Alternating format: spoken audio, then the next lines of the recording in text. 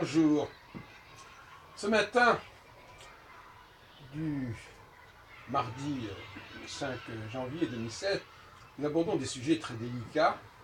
Tout à l'heure, nous avons fait une vidéo sur le critère de l'âge chez les femmes, en disant qu'on ne pouvait pas mettre dans le même sac les femmes jeunes et les femmes âgées, que c'était un mauvais mélange, une mixité douteuse, une promiscuité, et que la femme vierge, la femme jeune a des vertus que n'a plus la femme âgée. Et je voudrais parler maintenant d'un autre sujet qui m'est venu en écoutant une émission sur France Culture où il y avait Elisabeth de Fontenay qui parlait avec Adèle Van Rett sur France Culture, le nouveau chemin de la connaissance, et qui traitait justement de l'animalité. Et Madame de Fontenay disait qu'il n'y a pas de raison de distinguer les droits de l'animal et les droits de l'homme. Nous faisons partie d'un même domaine, qui est celui des mammifères, notamment peut-être même des vertébrés. Et on voit le genre de dérive que ça peut produire que de fonctionner de cette façon. Par assimilation successive, on passe de Einstein au chimpanzé, voire même au lézard. Et cela m'a interpellé. Et je me suis dit que le nœud du problème, il était déjà bien en amont, dans la non-distinction, ou dans le déni de distinction entre les hommes et les femmes. Et puis se pose aussi la question des rapports du passage entre les hommes et les machines, les hommes et les robots, etc. Donc on peut effectivement avoir une approche extrêmement élargie, tout un prisme qui va de certains animaux à des machines, et puis au milieu il y aurait l'homme en quelque sorte. Voilà où on en est. Alors effectivement, c'est cette idée même d'une humanité unique qui fait problème et qui aboutit à ce genre de dérive, sinon de délire. Il est clair que l'humanité, par certains côtés, je dis bien par certains côtés, une certaine humanité, pas toute l'humanité, une certaine humanité, notamment l'humanité féminine, pour ne pas la nommer, entretient des rapports, en tout cas, comporte des points communs avec l'animal et avec la machine. En revanche, une autre humanité se situe bien au-delà de cette problématique dont je viens de parler. Il y a déjà une bonne douzaine d'années, j'avais publié un article important, je crois, sur le site de Alain Kieser, hommesetfaits.com, en montrant que, je crois que cet article s'appelait Tselem. Tselem, c'est en hébreu, c'est un terme qu'on trouve d'ailleurs dans la Genèse, ça veut dire l'image. Tselem Elohim, ça veut dire à l'image de Dieu. L'homme créé à l'image de Dieu. Ouais, je me souviens plus très bien pourquoi j'avais employé cette expression. Enfin, peu importe. J'avais mis en évidence le fait que la machine pouvait être en compétition avec certaines activités humaines et pas avec d'autres. Et que ces activités humaines avec lesquelles elle pouvait être en compétition, c'était plutôt celles qui étaient le fait des femmes que celles qui étaient le fait des hommes.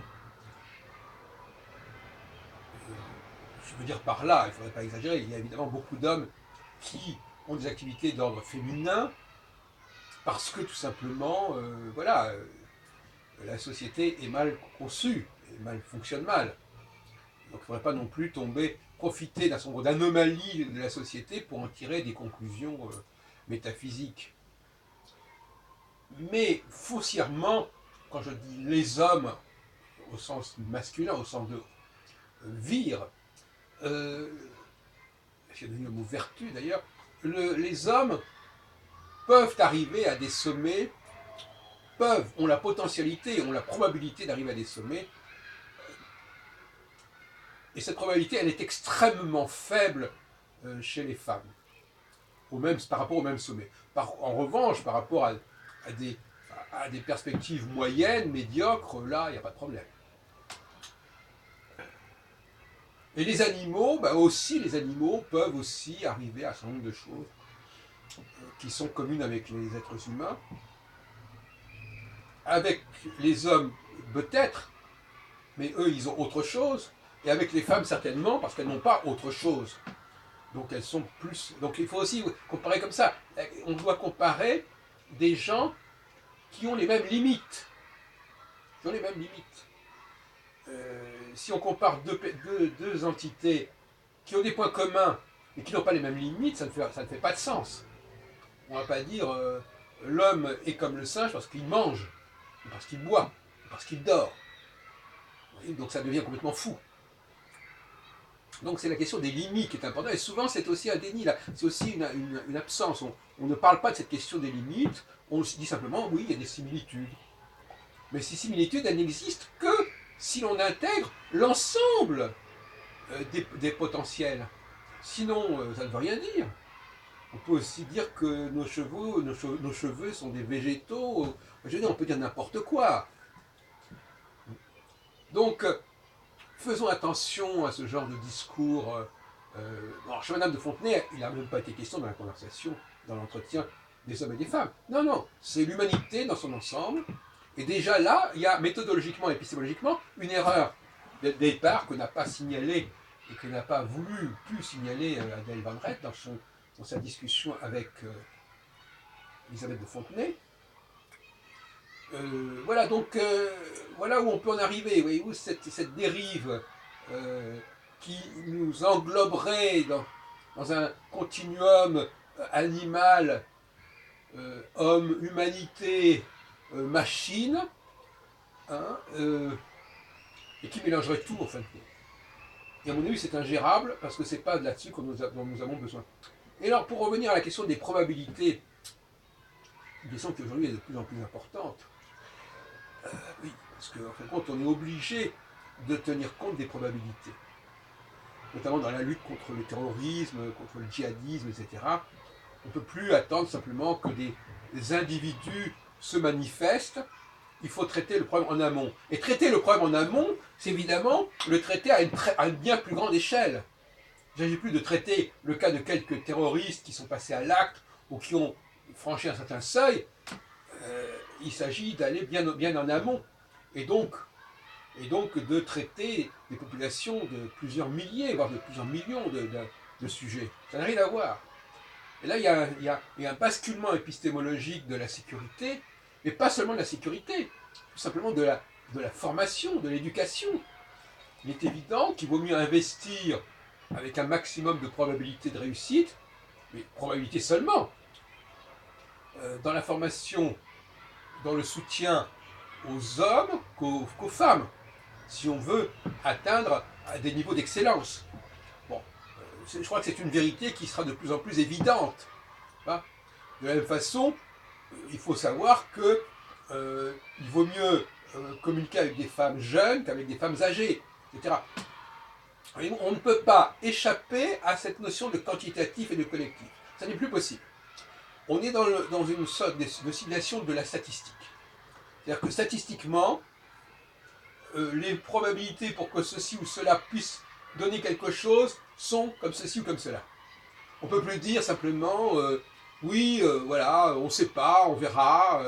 Ça n'est plus possible. On ne peut plus se permettre ce luxe-là. Il faut travailler en amont, donc il faut revenir à un certain nombre de vérités fondamentales au niveau sociologique, au niveau anthropologique et au niveau aussi du temps, du rapport au temps. Et là, les gens savent très bien que, par exemple, si j'ai pas beaucoup de temps pour faire quelque chose, ça ne va pas donner la même chose que si j'ai beaucoup de temps. Non mais je dis des banalités, mais ça aussi c'est un problème de probabilité. On sait très bien qu'on a plus de chances de se tromper si on est dans telle et telle condition que si dans telle autre condition. Donc les conditions doivent être connues, parce que selon ces conditions, le résultat va en dépendre, tout simplement. Bon, donc les gens comprennent ça très bien au niveau du temps, ils savent très bien au niveau même de l'argent, que si on a tant d'argent à investir, ben, si on n'a pas beaucoup d'argent, on risque de faire des travaux qui seront précaires, etc. Ou des films qui seront mal conçus, etc. Donc tous ces phénomènes en amont, tous ces investissements, tout ce qui est disponible doit être maîtrisé. Et à partir de ce moment-là, eh bien, il y a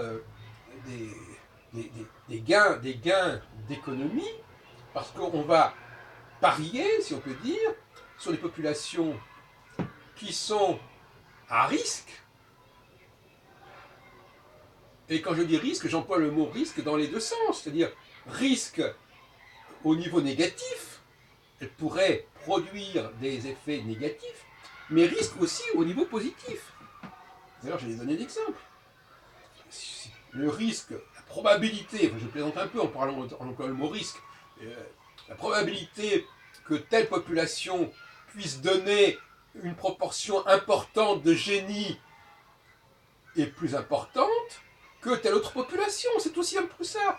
Et si j'ai 10 fois moins de probabilité dans le groupe A que dans le groupe B, je ne vais quand même pas investir autant dans le groupe A que dans le groupe B, sous prétexte que puisque le groupe le moins prometteur, je vais quand même pas investir plus dans le groupe le moins prometteur, en disant, bah oui, mais il faut investir davantage pour que le groupe moins prometteur comble son handicap, je ne sais pas quoi. Enfin, on peut dire n'importe quoi hein, dans ce sens-là. Non, il vaut mieux, si le terrain est favorable, eh bien, il faut investir dans ce terrain favorable, parce que il est évident qu'aujourd'hui, par exemple, on n'a pas assez investi, on n'a pas assez focalisé les investissements sur les éléments masculins, et qu'on a gaspillé énormément d'argent et de temps sur les éléments féminins qui ont une potentialité de réalisation au plus haut niveau extrêmement faible. Bon. Cela dit, bien entendu, je ne conteste pas que les femmes aient toute leur place dans notre société. La question est de savoir quelle est cette place. Et là, on n'est plus dans le domaine de l'égalité. Moi, je dis très clairement, tout le monde a sa place au sein d'une société. Que ce soit les immigrés, les femmes, les personnes âgées, n'importe quoi. Tout le monde a sa place dans le monde, mais ça n'est pas la même place.